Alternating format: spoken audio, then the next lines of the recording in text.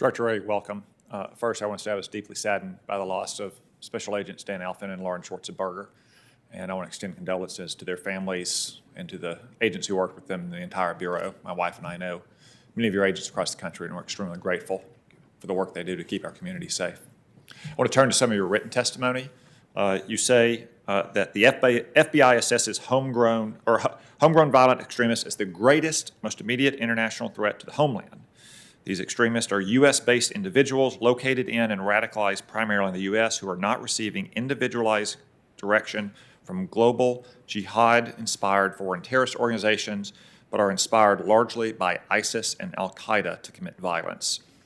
So what you're saying there, Director Wray, if I understand it correctly, is that dangerous though the threat is from other kinds of extremists like racial supremacist groups or anarchist groups, the most dangerous threat we have in the country from extremism remains jihadists. Is that correct?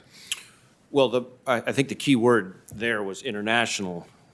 I don't have the written statement for the record in front of me, but what I would say is we view, maybe step back, what we view as the most dangerous threat to Americans today is largely lone actors, some cases small cells, if you will, largely radicalized online, already here in the United States, attacking soft targets using crude, readily accessible weapons, motivated either by jihadist inspirations or by a variety of domestic inspirations. So we have the HVEs, the homegrown violent extremists, which are the jihadist-inspired, and we have the DVEs, the domestic violent extremists, who are inspired by domestic sources. That bucket, which have a lot in common with each other, is the greatest threat, the greatest terrorism threat we face as a country. Okay. I want to turn to another kind of potential terrorist threat. We've talked a lot here about domestic terrorism. Obviously, international terrorism remains a serious threat. An important part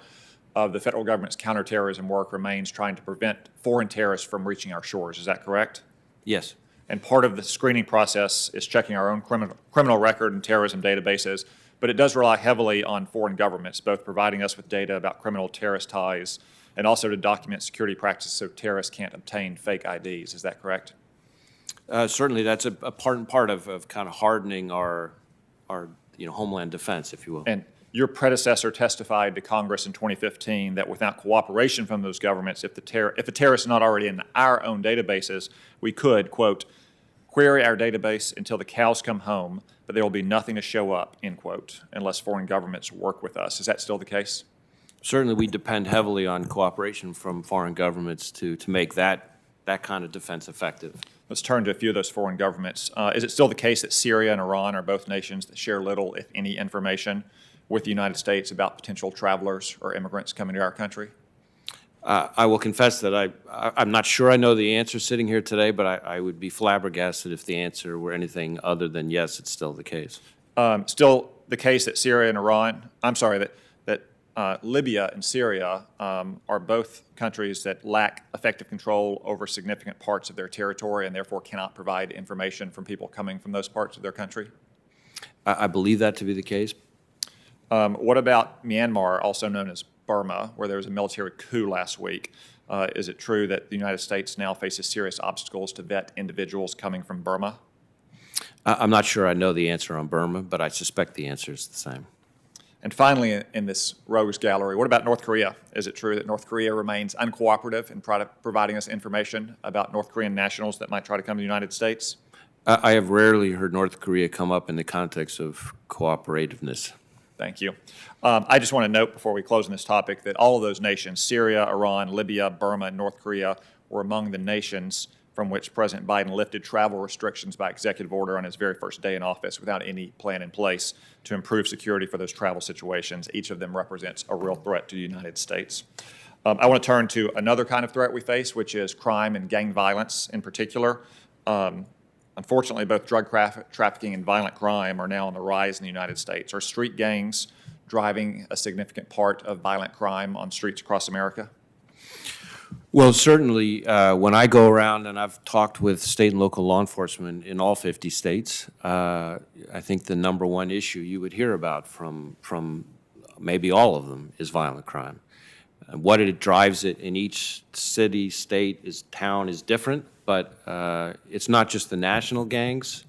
you know, the MS-13s, the 18th Street gangs, et cetera, a lot of times it's the neighborhood gangs that are really top of mind when you talk to chiefs and sheriffs around this country. Yeah, and those gangs of whatever type, they often use violent crime as a way to expand their territory and exert more control, so then they can seek money-making enterprises like drug trafficking or prostitution, property crimes like robbery. Is that? Yes, yes. So let's talk about MS-13 since you raised it. MS-13 has gained notoriety for some particularly brutal crimes across the country in recent years, and they continue to expand their influence in the United States. Is that right?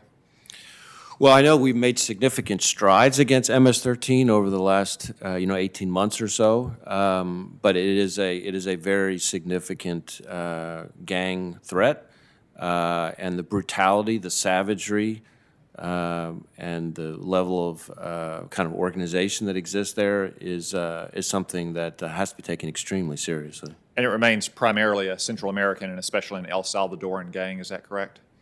Well, certainly from the triangle, the so-called triangle, but yes, El Salvador is one place from which a lot of them come.